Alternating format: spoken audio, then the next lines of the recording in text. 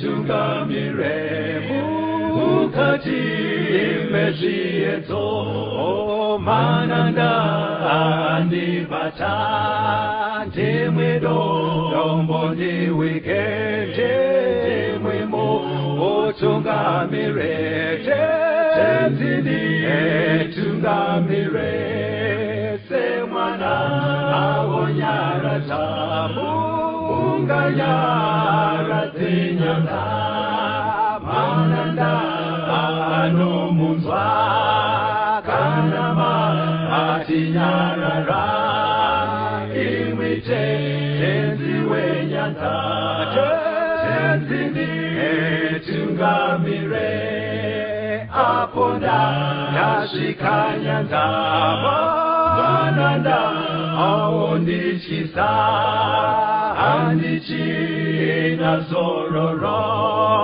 Dotsamira kunemwika Kandinzwe Eimi motiti Ninoku otungamira. Kwaziwa vateereri, tinomuchingamidzai kuchirongwa The Second Coming of Christ. Chamunopiwa na Pastor Gift Rhodzi weku-North Zimbabwe Conference of the Seventh-day Adventist Church, pamwe chete na Pastor Caston Betera weku-East Zimbabwe Conference of the Seventh-day Adventist Church. Mustudio nhasi tina Shailet Chakabveyo ndiye ari kutiisira musign language. Mufundisi, kwasai vateereri. Vateereri, tinokuchingamidzai kuchirongwa. Tinoda kutenda huru kuredi yatinayo nhasi ine musoro wenyaya unoti Hondo Huru part 10. The Great Controversy part 10. Mukati mechidzidzo chedu chanhasi vateereri, tiri kusimudzira pane chidzidzo chakaitwa munguva shoma yakapfuura. Pane patakaona hondo huru yakaitwa Jesu apa muchinjiko. Satani achiedza kukurudzira kuburikidza nevanhu vaive pamuchinjiko kuti Jesu aburuke pamuchinjiko. But hazvina kukwanisa kudaro. Jesu akasvika kufira iwewe neni. Saka iye zvinotoda kuona kuti afa Satani akaita give up here. Pane hondo yakaenderera mberi mufundisi ichiitika ipapo. Saka muchidzidzo chanhasi mufundisi toda kuongorora kufa kwaJesu kwacho nekumuka kwake. Chatoda kutarisira nyaya iyi. Satani ane zvaaiziva zviri pakunomuka nekufa kwaJesu. Zvekuti haana kuita give up paakaona Jesu achifa pamuchinjiko. Saka toda kungoronda kufa kwaJesu nekumuka kwake. Toona kuti zvinorevei kwatiri isusu nhasi. Saka chatoda kutanga kupindura vateereri ndechekuti Jesu akanyatsofa here. Manzwa nyaya toda kutasaka. Inyaya inongotaurika. But toda kuti Bhaibheri rise pachena kuti Jesu akanyatsofa here. Kune vari kudhauta here kufa kwake? Zvazvinonoita ka mukufamba kune vanhu vanenge vaine pfungwa dzakanoti but pfungwa iyoyo ikasanyatsa kubuda kuti akafa, inonoramba, inopesera kuita kunge hameno drama rakaitika. Inoita kunge pangaita kunge kadrama. Saka panoda kunyatsoti tipaone ipapo pachijekeswa kubva muBhaibheri. Pfungwa yatoda kuzoona pekupesera mufundisi ndeyekuti Jesu anosiyanei nevamwe vanhu vese vakafa. Mafiro ake. Nekuti muchidzidzo chapfuura vateereri pane painzi namufundisi hakuna rimwe zita rakapiwa pasi pedenga rekuti vanhu tingaponeswe naro kunze kweraJesu. Saka pakudzidza zvidzidzo izvi toda kuedza kuona kuti sei Bhaibheri richibva radaro pamusoro pake anyanya kusiyana nevamwe pakudii. Torai Bhaibheri mufundisi. Mark chapter 15 verse 37 neverse 39. Mark 15 verse ya 37. Ipapo Jesu akadana nenzwi guru akabudisa mweya wake. 39. Zvino mukuru wezana akanga amirepo akatarisana naye, akati achiona mutoo wokufa kwake akati, zvirokwazvo munhu uyu wakanga ari mwanakomana waMwari. Panapa tine musoja mukuru akanga achiona nyaya yekucrucifiwa kwemusi uyu, kuroverwa kwaJesu. Ndiye ari kutaura muBhaibheri ega achiti munhu uyu anga ari mwana waMwari, aona kutoti afa. Saka mumwe ari kuti verifyira pastor musoja uyu. Ameno vainyanyodirwei vasoja pamuchinjiko. Masoja tingati ndo vaiona nezvekuroverwa kwevanhu Right. pamuchinjikwa uyewo dzimwe nguva nekuchengetedza because munhu ari pamuchinjikwa aita sekunge ari kukondinya jeri rake aripa kusvikira afa. Saka zvazvinonobuda nengari yekuti pari kunzi mukuru aitwa musoja wechikuru ane vari pasi pake, zvinobva zvabuda kuti kakanga kasiri kekutanga kuti aatende nyaya dzakadai. Alright. Saka ukanzwa musoja agara anoita basa iri ari kuti munhu afa, zviri kureva kuti anga agutsikanawo, haasi musoja muduku wekuti tingati andofunga anga asati akunyatsoziva kuti unoongorora sei kufa kwemunhu. Uyu musoja mukuru pasta, ari kuti Jesu adi afa. Jesu afa. Hativerengei pana Luke 23 Luke 23 verse 47 kusvika pa49. Luke 23 kubva pa47. Ipapo mukuru wezana wakati aona zvaitwa akarumbidza Mwari achiti, zvirokwazvo munhu uyu wakanga akarurama. Vazhinji vose vakanga vakaungana kuzoona izvozvo vakati vaona zvaitwa vakadzoka vachirova zvipfuwa zvavo. Navazikani vake vose navakadzi vaimutevera vachibva Garireya vakamira kure vachiona izvozvo. Saka kunze kwemusoja uyu aivepo, musoja mukuru uyu, bhaibheri riri kuti kune vanga vaungana, dzinogona kudaro dziri shamwari kana hama, vachida kuona zvaiitwa. Hanzi vakadzimara kuparara kubva pamuchinjiko vachirova zvipfuva. Kudii uku pasta? Kurova zvipfuwa zvekuchema vachiungudza, kusvima misodzi uchiremerwa pamwoyo, kuratidza kuti vanga vatoona zvaiitwa kuti munhu afa. Because kana muine hama yenyu pasta, pamuchinjiko pasiri kudzingwa vanhu achiri mupenyu, munobvire yenyu. Kutobva kwavari kuita vatoona kuti munhu afa. Saka manzwa bhaibheri rakuti vanga vakutorwa zvipfuwa vachiratidza kuti vari kurwadzikana nezvadii, nezvaitwa. Saka musoja akazvoona kuti Jesu afa, vanga vaungana shamwari kana ihama nevaimutera mafollowers vakazvoona kuti Jesu afa. Toda kunyatsoti bhaibheri riburitsa kuti akanyatsofa here. Handei pana Mark 15 paya kuya kwatamboverenga pavhesi 44 tosvika pa45. Mark 15 vhesi ya44 na45. Pirato akashamiswa achinzwa kuti wakanga atofa, akadana mukuru wezana akamubvunza kana akanguva afa. Zvino akati azvinzwa kumukuru wezana akapa Josefa mutumbi. Pirato pastor, ndiani Pirato panyaya iyi? Pirato ndiye gavhena weRoma akamutongera kuti aurawe. Right. Ndiye aive gavhena. Ndiye anga ari gavhena. Saka ari gavhena kudaro akanzwa news dzekuti pavanhu varoverwa masikati ano mumwe wacho uya atofa. Ndobva ashamiswa. Sei akashamiswa pastor? Chakashamisa ndechekuti vanodudzira zvinhu izvi vanoti nzira yekufa pamuchinjikwa yaive nzira yairwadzisa vanhu zvakanyanya.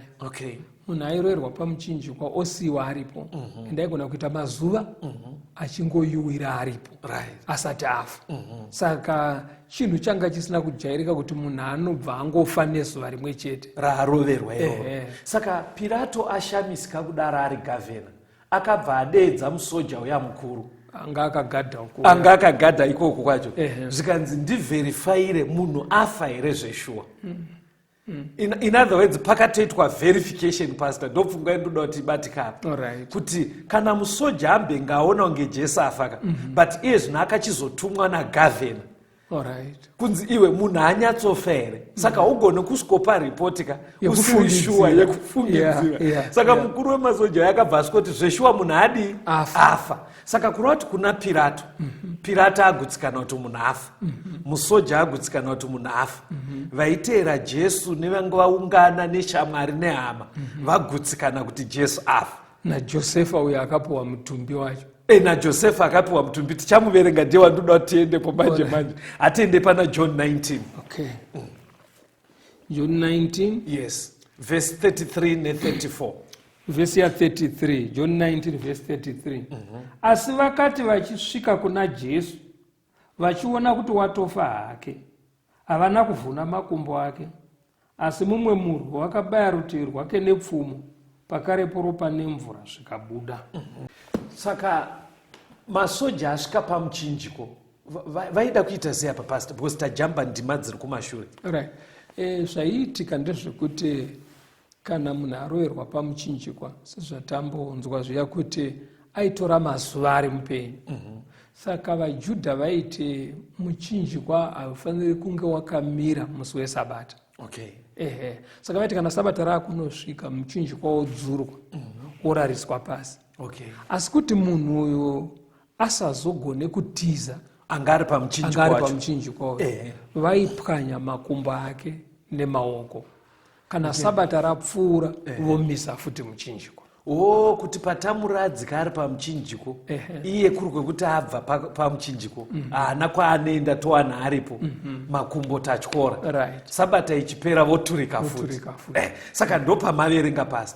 Saka pari kunzi varwi vaivepo masoja mairi ndofunga vanga vatumwa nemukuru uya. Right. Pavakachiendapo vakawana Jesu atofa. Vamwe vairi vaya vasati vafa ndobva vachikora makumbo evairi vaya. Saka zviri kubva zvaisa pachena kuti Jesu anga atofa. But mupfungwa dzangu ini ndangofungawo pane mumwe musoja uyo ari kunzi akatora pfumo kwakubaya nepano pachipfuva paJesu apo. Ndofunga mupfungwa dzangu ndafunga kuti pamwe aifunga kuti munhu uyu kwayo hazvina kujairika kuti munhu afe ne1 day. Arida kunyepera ungafa kuti tikamudzikisa otiza. Saka akabva abaya zvekuti kana ungori mupenyu unobva kuti yowe kana kuti saka zvekuti dai Jesu aive mupenyu irori pfumo rakamubaya futi raifana kubva ramupedzisa pasi. Saka zvinobva zvasiya pasina doubt yekuti Jesu anga atofa. Right. Handepe pamwe pamberi pastor. Tiverenge tinzwe pana Luke 23 verse 50 kusvika pa56. Luka 23 kubva paverse 50. Zvino kwakanga kuno mumwe wainzi Josefa, mumwe wamakurukota, murume wakanaka wakarurama. Iye akanga asina kutenderana navo pakurangana nokuita kwavo. Waiva weArimatea, guta ravaJudha. Akanga achimirira ushe hwaMwari. Iye akaenda kuna Pirato akandokumbira mutumbi waJesu. Akauburutsa, akauputira nomucheka, akauisa mubwiropo kakanga hwakacherwa pabwe makanga musina kumbovigwa munhu. Waiva musi wokugadzirira, Sabata rodo kutanga. Navakadzi vakanga vauya naye vachibva Garireya vakavatevera, vakaona bwiro nomuisirwo womutumbi wake, vakadzoka vakagadzira zvinonhuhwira namafuta, vakazorora nomusi weSabata vachiteerera murayiro. Saka panapa tikuona Jesu afa kuti shamwari dzake nevazikanwi vake vaaifamba navo ndo vakaarenja burial yake. Ana Josefa vari kutaurwa nevakadzi vari kutaurwa vaya. Pfungwa yandiri kuda apa pastor ndeyekuti imimi mukanzi mafa nekuti ndinoita nemi tiri muno mustudio handiti, but ndozvoona kuti muchiri mupenyu. Okay. Andife ndakaprocessa kuti muvigwe. Ndingatodhileya ndingatodhileya kuti nditsvage weye kuti hameno kuti muende somewhere. Saka ukaona shamwari dziri kuarenja burial yaJesu vari kutoradza kuti vagutsikana because haungade kufushira shamwari yako iwo uchiona kuti achiri kufema. Saka izvozvo zvega zvekuti ishamwari dzakaronga kuvigwa kwake nekukumbira permission yekuti avigwe zvinoisa pachena pasi kuti Jesu anga anyatsofa. Zvinoisa pachena. Pane mumwe murume wandoda kuti muverenge pana John 19 anouya ipapo futi pakuvigwa kwaJesu. John 19 verse 38 kusvika pa42. John 19 verse 38. Shure kwaizvozvo Josefa weArimatea waiva mudzidzi waJesu, asi chinyararire nokutya vaJudha, wakakumbira kuna Pirato kuti abvise mutumbi waJesu. Pirato akamutendera. Ipapo akauya akabvisa mutumbi wake. naNikodhimowo iye wakambouya kwaari pakutanga usiku, wakauya aine mura nearosi zvakavhenganiswa mapaundi anenge 100. Ipapo vakatora mutumbi waJesu vakauputira nemicheka pamwe chete nezvinonhuhwira sezvinoita vaJudha pakuviga kwavo.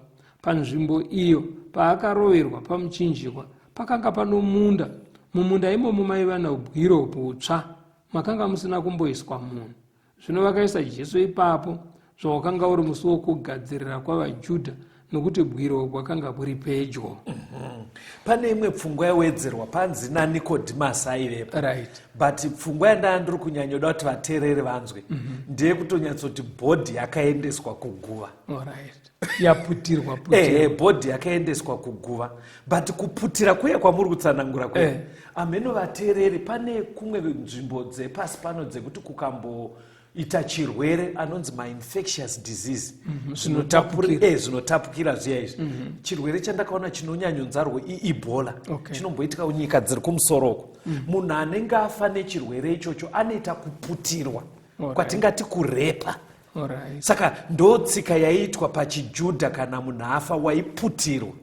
Saka Josefa naNicodemus neshamwari dzaJesu havaigona kuputira munhu zvakadareyo vachiona kuti mupenyu. Mune makutomuuraya haazofeme.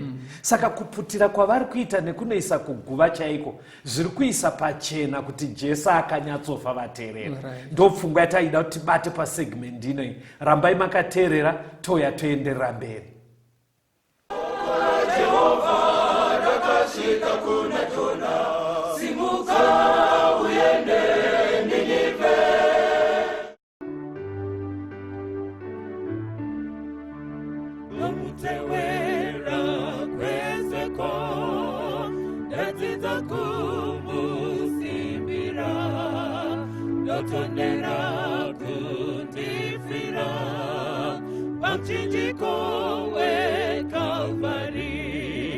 Jesu wanitsungamira rendo resengu wazese arishamari yeini dinotondera Kalvari nofarira mtemo wake nodanitsungamire rudo rwake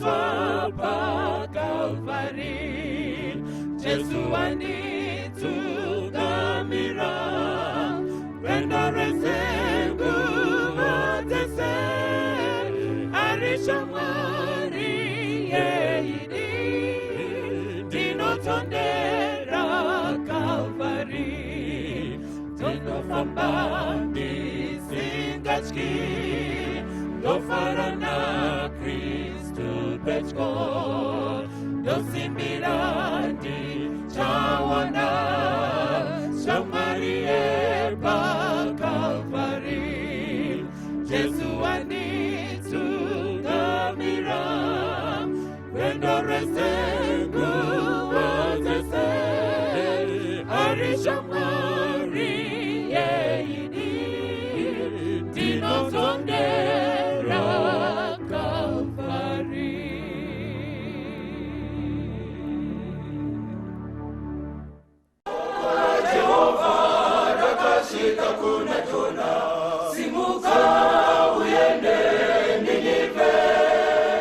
Tinomchingamidzai zvakare vateereri tichienderera mberi nehurukuro yedu Hondo huru part 10.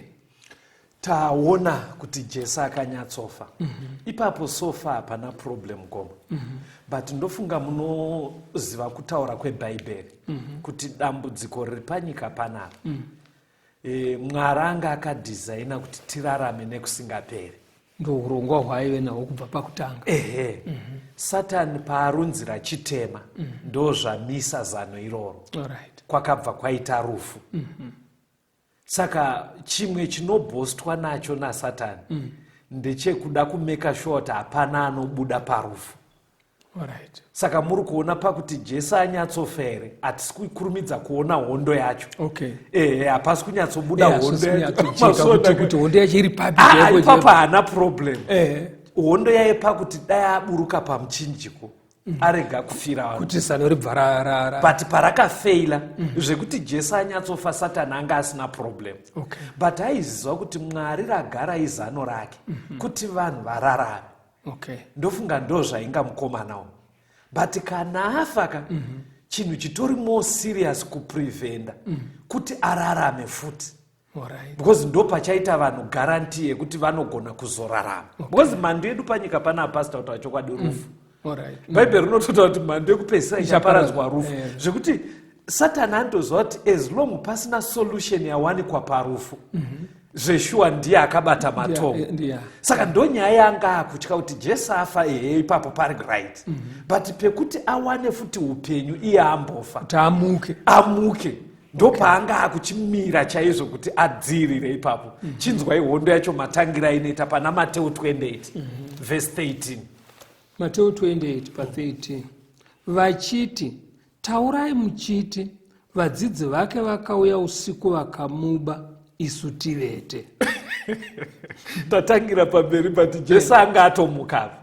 Saka Satani apinda muvakuru vevaJudha. Vanzwa kuti hazvina kumira mushe munhu adi amuka uko. Ndo pavaenda kuvairinda masoja anga akarinda kuguva. Zvikanzi zvomotoita panapa, tokupai mari yefuti hanzi tinokupai mari yekuti musazvitaura, yepfumba muromo. Chifambai muchitaura kuti vadzidzi vake vakamuba. Because chaisadiwa kuti amuka iye chaiye kuti dhana kufamba. Vaida kutoti zvinzi mutumbi wakafa ndo wabiwa. Iye kuti aita upenyu, pfungwa iyoyo yaisadiwa nasatani. But onai zvavaivamboita marumwe zuro achona uyu munhu asati avigwa. Pana Matthew 27 verse 64. Mateo 27 pa 64. Vanga vamboti kudii? Saka rayirai kuti bwiro bhuchengetwe kusvikira pazuva retatu, kuti vadzidzi varege kuuya kumuba, vagoti kuvanhu, wakamutswa kuvakafa, kurasika kwokupedzisira kukapfuura kwokutanga. Muri kuona kuti Satani aitya pastor, ari kufanira kugadzirira nhema dzake. Hani mazonaka hanzi because vanhu vangasvikomuba vadzidzi, because iye aitonyatsoziva kuti uyu munhu anomuka. But kuti nyaya yacho ifanira kugadziririka tichiri kunoku kuFriday. Zvikanzi zvomuita katokumbira isai masoja. Mukanoisa masoja akachengeta hatidi kuti zvizonzi bhodhi yehameno zvaitika. Otherwise hondo yese yatarwa apa haibatsiri kanaka akashayikwa bhodhi yake.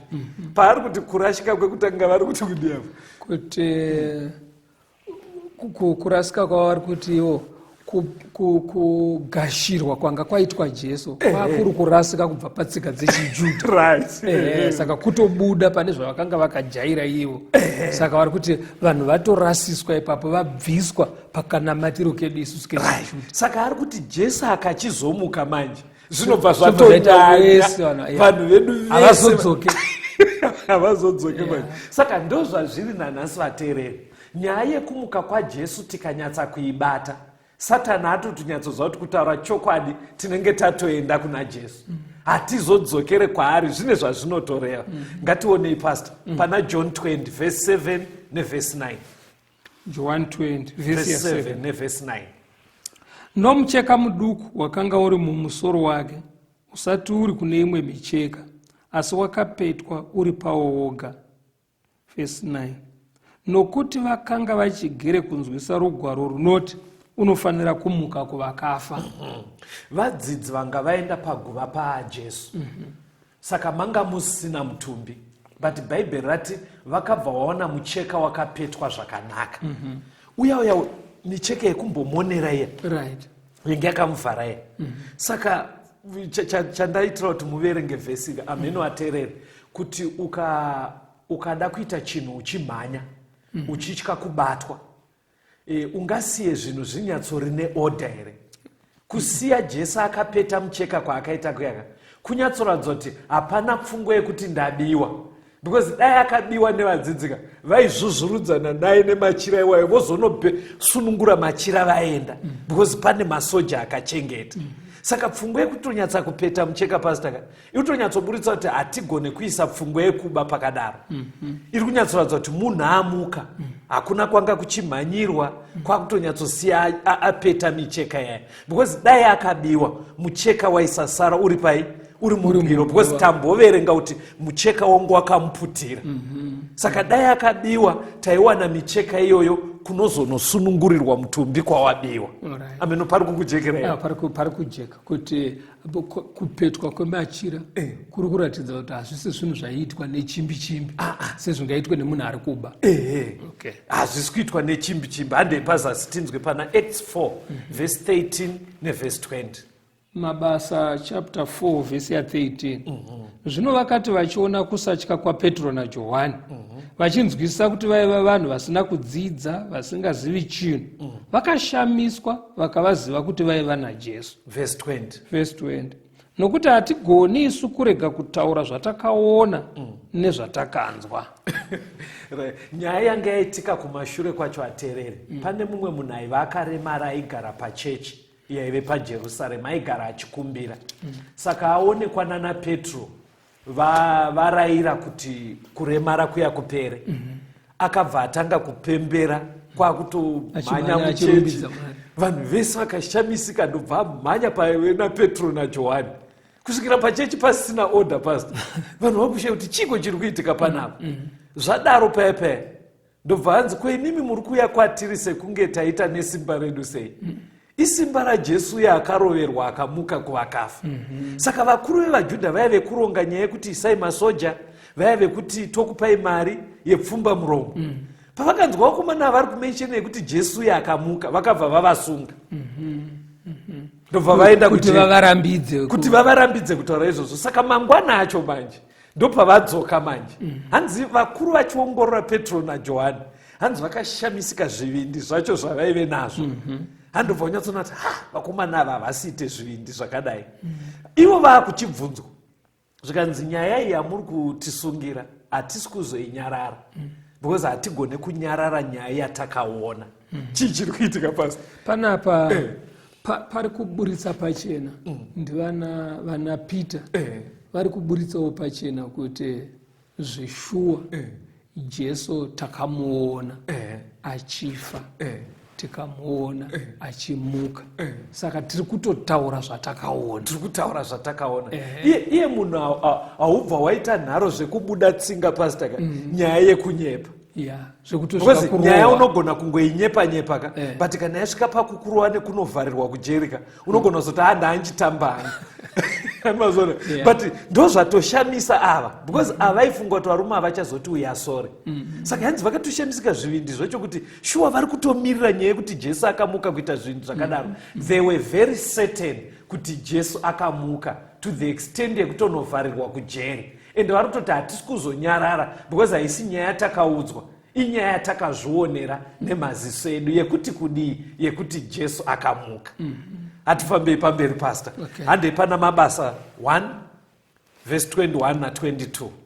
Mabasa chitsauko 1 verse 21. Zvino pakati pavarume vaivungana nesu nguva yose, Ishe Jesu yaakapinda nokubuda nayo pakati pedu, kutanga pakubhabhatidza kwaJohani kusvikira pazuva raakabva kwatiri achikwidzwa. Mumwe wavo unofanira kuva chapupu chokumuka kwake pamwe chete nesu. Vanga vakutsvaga munhu anoreplace Judas. Handitika? But Petro paari kutaura apa akaungana nevamwe. Munhu iye vaida kuti ave chapupu chei pastor? Kupupura kuti Jesu akafa akamuka. Ayo, ingodzokerai pavhesi iroro, pane zvanyanyotsimbidzwa pana Mabasa 1 verse 22. Sorry yenyu pastor. It's fine. Ingoitsvagai munzwe. Toda kunzwa kuti chavainyanyodira munhu uyu chii. Zvino pakati pavarume vaiungana nesu nguva yose, Ishe Jesu yaakapinda nokubuda nayo pakati pedu, kutanga pakubhabhatidza kwaJohani kusvikira pazuva raakabva kwatiri achikwidzwa. Mumwe wavo unofanira kuva chapupu chokumuka kwake pamwe chete nesu. Hanzi chapupu chei? Chekumuka kwaJesu. Ndofanira ndichinewa. Saka pavanga vakutsvaga replacement, criteria yacho yakaiswa pamberi pevanhu vese. Hanzi toda munhu akatanga nesu kubvira mazuva abhabhatidzwa Jesu. Ndofunga dzanga dzato about 3.5 years before. Zvikanzi akafamba nesu akaona zvese zvaitwa nani? naJesu. Kusvikira Jesu achisvika pakuurayiwa. But tikuda munhu anoziva futi akaona Jesu akuenda kudenga. achikwidzwa. Chatiri kunyanyodira munhu kana tadzokera kuita nhambe yedu 12 toda kuti agovawo chapupu pamwe chete nesu chekumuka kwaJesu.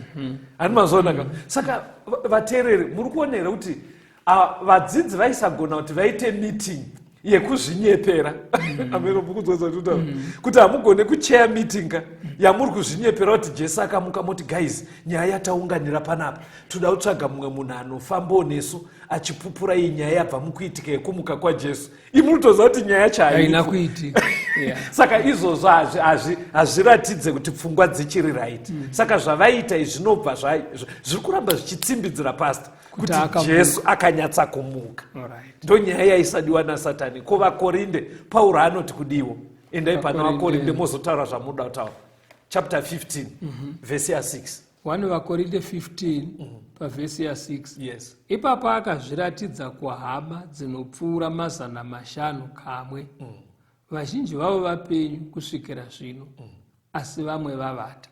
Ruri kuti indima pastor. Panapa pari kunzi mushure mekumuka kwake Jesu akaonekwa nevanhu vanodarika 500.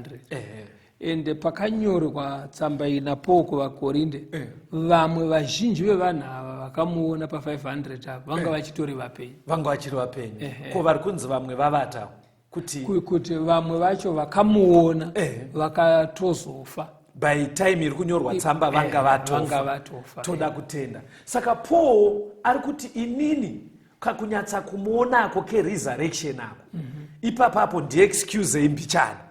Asi tine vanhu nhasi vachiri kurarama. Ndipo ari kutaura mawitness enyaya iyi. Ana Kefas kuri ana Peter anga atovataura kuti vakamuona. Zvikanzi besides vaapostora tine vamwe vanotosvika 500 ende vamwe vacho vachiri vapenyu. Kana muchida kuverifyai kuti akamuka. Pastor, nyaya yekumuka kwaJesu iri kuramba ichitaurwa navaruma. Muri kuona chairi kunosiyanisa. Imi makambotaura vamwe sekuru wenyu pamainzwa achiteketera manzi vainzwa amutandwa. Amene ndakambokudzwa vita. Izvozvoka zviri kubva zvanesa Jesu kurutivi. Ana amutandwa, vana sekuru vedu akafa nemadziteteguru vari kubva vanoenda rutivi rwavo.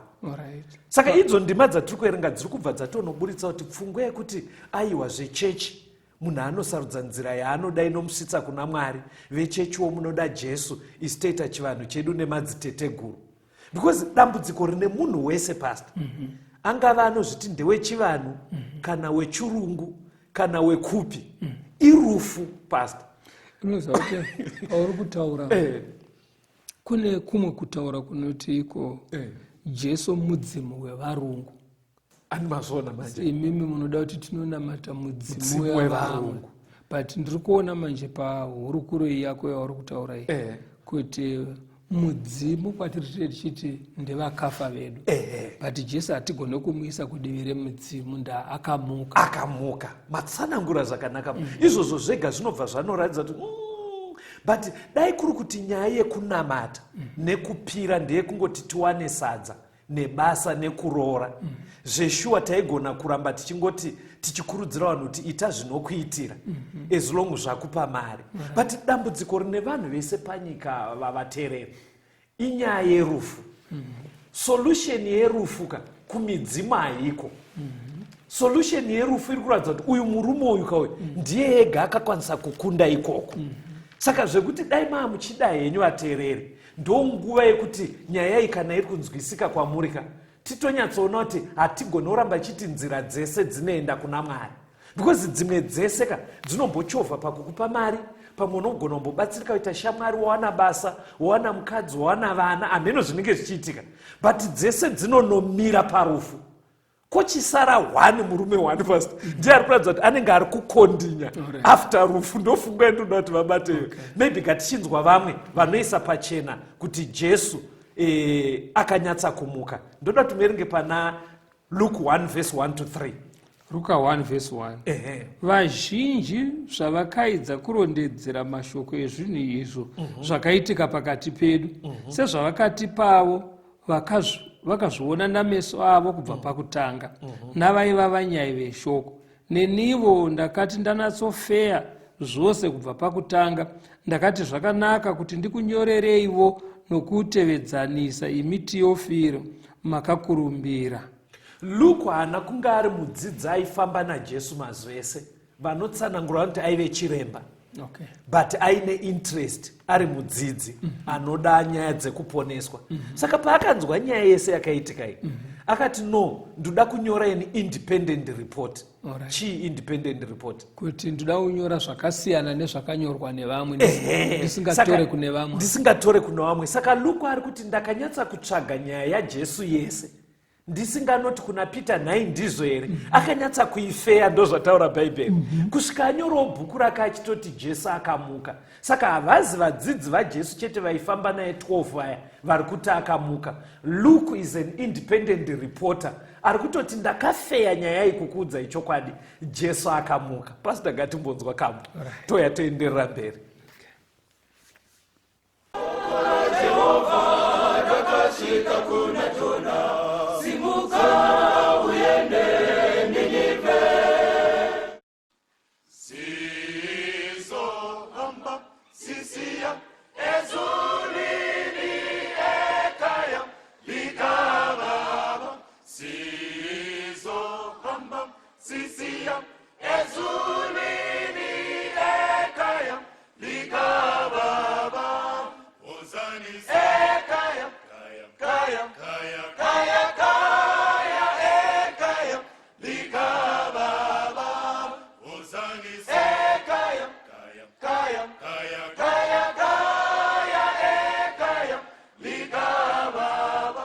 Sizo binge lelana lezihlobo ekaya likababa. Sizo binge lelana lezihlobo ekaya likababa.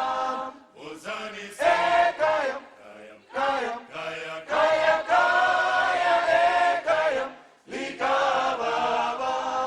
Ozani ekaya kaya kaya kaya kaya ekaya likababa. Amen. Hallelujah. City. Amen. Hallelujah. City. Amen. Hallelujah. City. Amen. Hallelujah. Amen. Amen. Amen. Amen. Amen. Amen. Sobonana. Lesihlobo ezulwini likababa. Sohlabelelu. Hallelujah. Sohlabelelu. Hallelujah. Sizonyathele magumeni egolide ekaya likababa. Sizonyathele magumeni egolide ekaya likababa. Jabulani ekaya kaya kaya kaya kaya ekaya likababa. Jabulani ekaya kaya kaya kaya kaya ekaya likababa. Amen. Hallelujah. City. Amen. Hallelujah. City. Amen. Hallelujah. City. Amen. Hallelujah. Amen. Amen. Amen. Amen. Amen. Amen. Sobonana lezihlobo ezulwini likababa. Sohlabelelu. Hallelujah. Sohlabelelu. Hallelujah. Sohlabelelu. Hallelujah.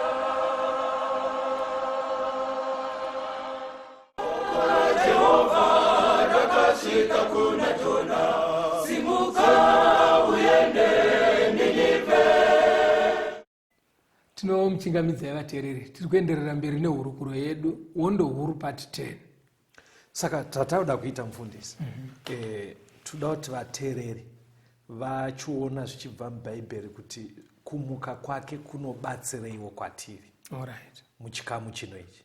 Ndozvatauda kuti tione, but inini zvandabata kumashure kunyangwe ndiri kutungamira hurukuro ino, ndatoona kuti zvinhu izvi zvikajeka kuvateereri haugoni kuramba uri munhu ari muchivanhu uchitenda muvakafa. Zvine kakusunungura kazvinoita, because unongoitozva kuti ndiri mupenyu chinhu chazezesa pasi pese rufu. Saka kuti ubva waramba uchitenda mune vakatadza kubhita rufu, ipo paina akarubhita. Zvinokufosa kuti ukanyatsota kuti pfungwa dzigadzikanika wega unoshifta kunyatsoona kuti aiwa but uku itimu nyika iyi kunyangwe vakandibhadharira school fees ana baba vakazofa, but dambudziko rangu hombe muupenyu haisi school fees, kuti ndive neupenyu husingaperi. Saka zvinonokudhonzera kuratidza kuti kune hope. Isai ameno paungochitaura ndaona pfungwa yekuti dai midzimu zvishuwa chiri chinhu chakanakira vanhu nenyaya yerufu yauri kutaura vanhu vaifanira kutofarira kufa kuti vaende kunoita midzimu.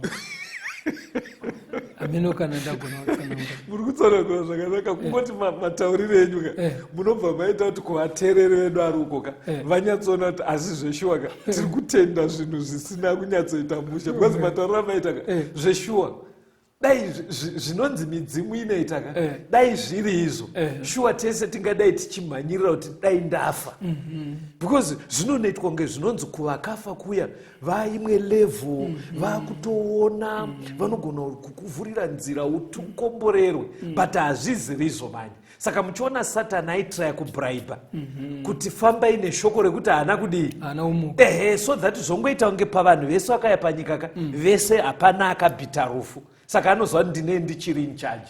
Zveshuwa vanhu vaMwari ngatitendei muna Jesu akakunda rufu. Right, nyaya yekutenda kuti vakafa vanomuka. Jesu asati auya yaiveko here?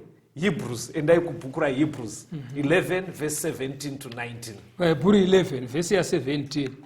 Nokutenda Abrahama achiidzwa wakabayira Isaka. Iye wakanga agamuchira kwazvo zvipikirwa, wakanga achibayira mwana wake wakaberekwa mumwe woga. Iye wakanga avudzwa zvichinzi muna Isaka vana vako vachatumidzwa. Nokuti wakati Mwari unogona kumutsa munhu kunyangwe kuvakafa, ndipapo kana tichitaura nomufananidzo paakamudzoserwa. Mapanzwa kapa. Abrahamu angaudzwa kunzi muna Isaac ndo muchabuda dzinza revana vako. But Mwari ndobva auya futi akati bayira Isaka afe. Saka zvakabva zvanetsa manje, ende pari kunzi bayira pachoka Isaka anga asati atorora. Dai kuti zviri kunzarwa patotanga dzinza anga asati aroora. Saka Abraham aitenda zvinotaurwa naMwari, aive nefaith, aiti Mwari akandiudza kuti muna Isaac ndo muchabva dzinza, asi Mwari iye futi anditi bayira Isaac. Saka Bhaibheri rabva rati akabva atenda kuti Mwari ane simba rekumutsa vanhu kuvakafa. Chii chiri kuitika pasi panapa? Pari kubuda kudaio Mwari ndiye akamuvimbisa kuti iwe uchaita rudzi rukuru ruchabva nekwauri, asi ruchibuda nemuna Isaka. Isaka wachiye ndiye ari kunzi asati atomborora onzi chimuuraya umuite chipiriso. Saka iye akaenda kugomo kunouraya Isaac. Hanzi mupfungwa make akati ndiri kunomuuraya ndomupisa paaritari, kana ndapedza rusando irworwuru Mwari achamumutsa ndodzokera naye kumba kuti agozonotanga rudzi rwataura. Saka ndovaruti ndosaka zviri kunzi ipapo nekuita ikokoka tinototi akamuuraya akamupiwa futi. Ndizvozvo manzwi here patava nebhaibheri unzi hanzi Abrahama akati Mwari ane simba rekumutsa munhu kuvakafa. Mapanzwa here vateereri, ngandidzokorore ibvai mazvibata zvinhu izvi vateereri wedu. Mwari ane simba rekumutsa munhu kuvakafa. Pfungwa iye inonetsa modern mind, because modern mind pastor inenge ichiona panofa munhu poita decomposition ndochi kutsakatika kwemuviri decomposition then dzimwe nguva pamwe papaine guva racho pachaita erosion, zvokukurwa zvanga zvaita decomposition zviya, maminerals wacho opedzera aenda uko. Saka mumodern mind manje anenge achiedza kuti all these particles amene kuti twese twaparara kuti tungadzoke pamwe pacho pane paitonzi munhu akadyiwa neshumba kana handiti nechikara ndobva chamudigesta adigestwa zvopinda mutsinga zvoenda muropa reshumba. Saka mungabatsire sei pakadai pa izvozvizvi uduku hwepfungwa chete Caston. Vanhu vaive nepfungwa dzakapinza sedzana Abraham vaigara vachinzwisa kuti Mwari muhombe uyu. Zvekuti haangavhiringidzwe nekuora kwemuviri kana akambogona kuti paine guruva chete pasati pamboita nhangwe guruva harisi ivhuka aiwa riya rekuti kato rinombomuka riya wounganidza rinokwana muviri wemunhu wariumba waribatanidza woriita kuti rifambe. In fact bhaibheri kuna hebheriko rinototi zvinhu zvatinoona zvinobatika izvi zvakaitwa from nothing.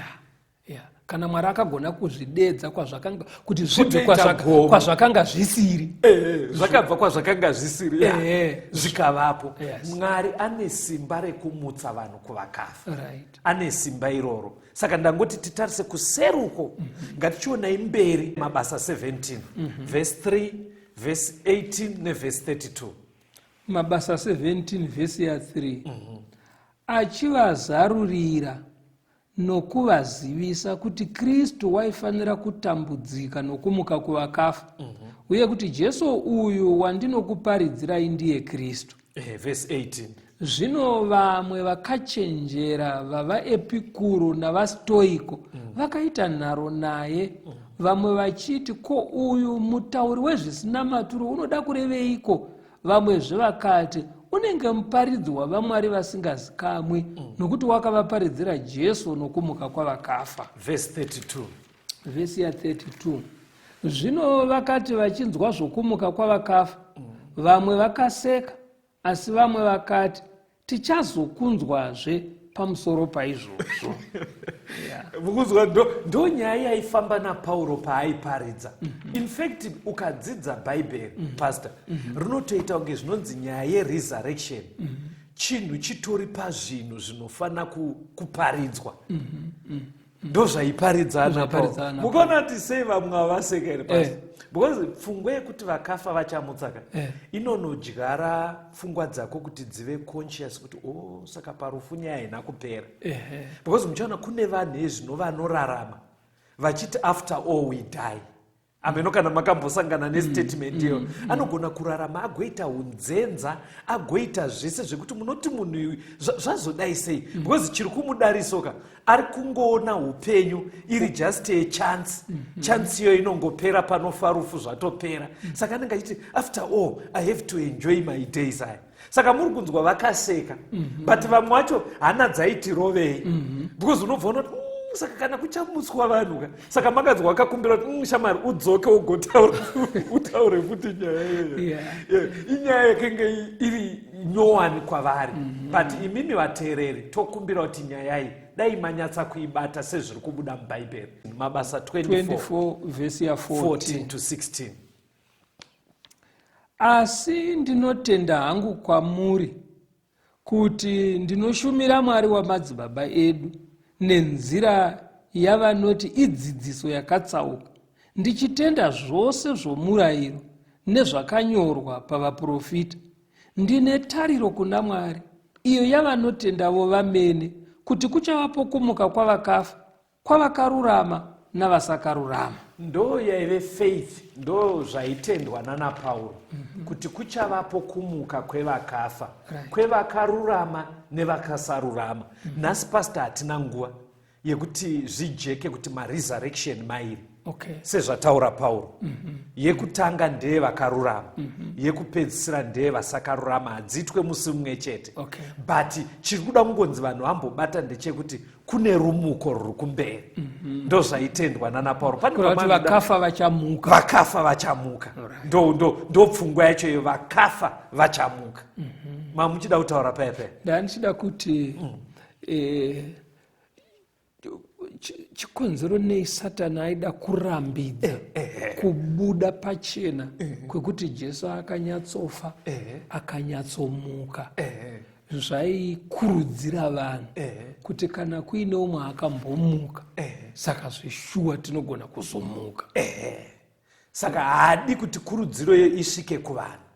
Iye kurudziro yaainayo ndeyekuti kufa zveshuwa umu muguva hamubudwe mutumbu. But mweya wako pane zvimwe zvaanotaura zvatinogara tichimboita zvidzidzo zviya izvi. Ndo version yake. Iye haide inobudamuka haide version yemubhaibheri. Ane yake yaanoda because yake version inobva yaita kuti utende mumidzimu. Saka kunonzi naSatani kumuka mudzimu. Zvekuti dai akagona kuhwandisa kumuka kwaJesu angadai akatocreata zvimwewo. Saka Satani chaanoti kumuka ndezviya zvekuti mudzimu zvatinechiti vari kumhepo tionei. But bhaibheri haridzidzise kudaro, riri kutorera kumuka kwemutumbi chaiko. Verengai munzwe Pauro achitaura nyaya pana mambo chaipo. Aizivisa mambo Mabasa 26 verse 8. Mabasa 26 pa 8. Munofungireiko imi kuti hazvingatendwi kuti Mwari ungamutsa vakafa? Ari kuvunza mambo. Ndi mambo ainzi Agripa. Saka anga ari kuzviderera nyaya dzake pana mambo Agripa. Vanga vati kurukurei. Saka aida kuburitsira mambo kuti nyaya ndiri kunetsana nevaJudha haisimbori nyaya yakakura muchiona vachindiwisa kudare vachidii. Inyaya yekuti ndakavaudza kuti Jesu wavakaroera pamuchinjiko akamuka ndiye ari kurudyi kwaBaba. Saka nyaya iyo haivaitire mushe kuti munhu watakauraya akamuka anonzi mupenyu. Zvikanzi mimi mambo munofungirei mimi kuti hazvingaite kuti akafa amuke? Akabva atombosiyana nevo akati ndatowana mukana namambo. Kuti sei muchifunga kuti hazvigoneke kuti akafa angamuke? Kungoti apa ndimambo apa. But kune dzimwe nyika dzandakamboshanya kunyanya vanenge vachitungamirira nharaunda vangave madzishe, masabhuku nevakadaro kana madhara ave chikuru. Hameno kuti sei kazhinji kacho vanenge vaine zvikunja izvozvi pfungwa iyi inononoka kusvika kwavari yekuti Mwari anomutsa vanhu. Zvinoita kunge zvinonzi vazhinji ikokoka vanoda kubata pfungwa yekuti aiwa kune midzimu. Pandinombotenderera zvinoita kunge zvinonzi vave chikuru nevanenge vatungamiri venharaunda vangave madzisabhuku madzishe, zvinoita kunge zvinonzi kuva sabhuku kana kuva ishe kureva kuti tenda mumidzimu here, something like that. Ameno kuti pfungwa iyi ingaitwe sei pastor kuti isvike kumunhu wese? Ndo zviri kungobudaro iko kukurukura kwatiri kuita ukako. Ndiyo nzira yaMwari yekuti pfungwa iyi itoenda kuvanhu. Because haisvike kana yakanyararwa, inoda kutotaurwa asi kana itokurukurwa sezvo. Saka mirai ndidzokoro inzwai vateereri, zvisinei kuti ndiwani unogona kuva uri ishe, sabhuku kana mutungamiri wedunhu kana kupi. Tisarambe tichifunga kuti Mwari haagone kumutsa vakafa. Ndo kudzidzisa kwebhaibheri. Handei pana vaKorinde. Toda kuti tipedze chidzidzo. Vakorinde wokutanga 15. Verengai kubva verse 12 kusvika pa19. Vakorinde wokutanga 15 verse 12. Zvino kana Kristu achiparidzwa kuti wakamutswa kuvakafa, vamwe pakati penyu vanoreva seiko kuti hakuna kumuka kwevakafa? Zvino dai pasina kumuka kwevakafa, naKristu ungadai asina kumutswawo. Uye dai Kristu asina kumutswa, kuparidza kwedu kungadai kuchiva pasina, nokutenda kwenyu kungadai kuchiva pasinawo. Nesu taiwanikwa tiri zvapupu zvaMwari zvenhema, nokuti takapupura kuti Mwari wakamutsa Kristu iye waasina kumumutsa, kana zviri izvo kuti vakafa havamutswi. Nokuti kana vakafa vasingamutswi, naKristu haana kumutswawo. Kana Kristu asina kumutswa, kutenda kwenyu hakuna maturo, muchiri muzvivi zvenyu.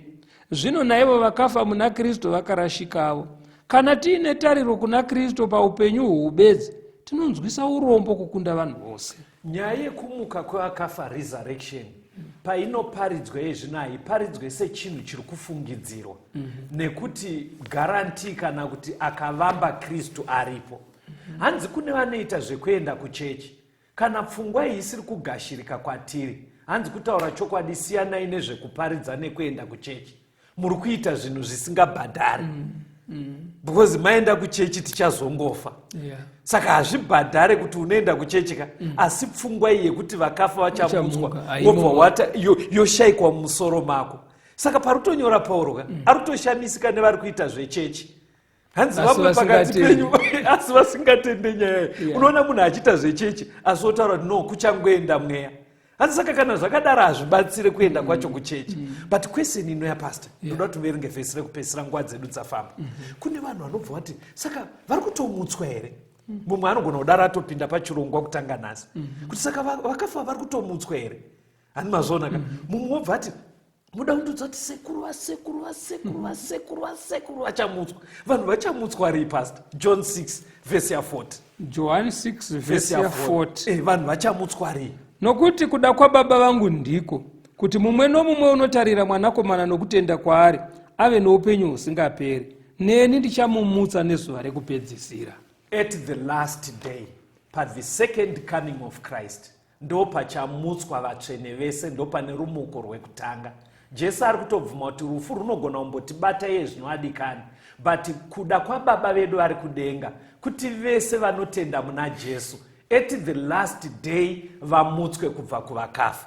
Pastor, taurai nevateereri muvaoneke. Tinotenda vateereri, ngatibatisisei nyaya iyi nekuti ndo chakavanzika chekuponeswa kwedu. Garai muchitozviziva, chero ukaona wanangana nerufu musambovhunduka kana kutyisidzirwa naSatani, nekuti vakafa vachamuka panodzoka Jesu. Mwari ave nemi. Tibatei panhare dzinotevera, tirambe tichikurukura nekubatsirana nemi. 0774 651 181 0774 651 181 kana kuti 0716 452 086 0716 452 086. Mwari vave nemi, tigosangana muchikamu chinotevera. Tenzi nditungamire mukati mezviedzo mananda andibata ndimwedo ndiwikende ndimwemo otungamire tenzi nditungamire semwana awonyaratamu unganyara dzinyanga mananda anomunzwa kana matinyarara imwite tenzi wenyanza tenzi nditungamire aponda ndasvika nyanza mananda aondityisa handichina zororo ndotsamira kune mwika ngandinzwe imwi motiti ndinokutungamira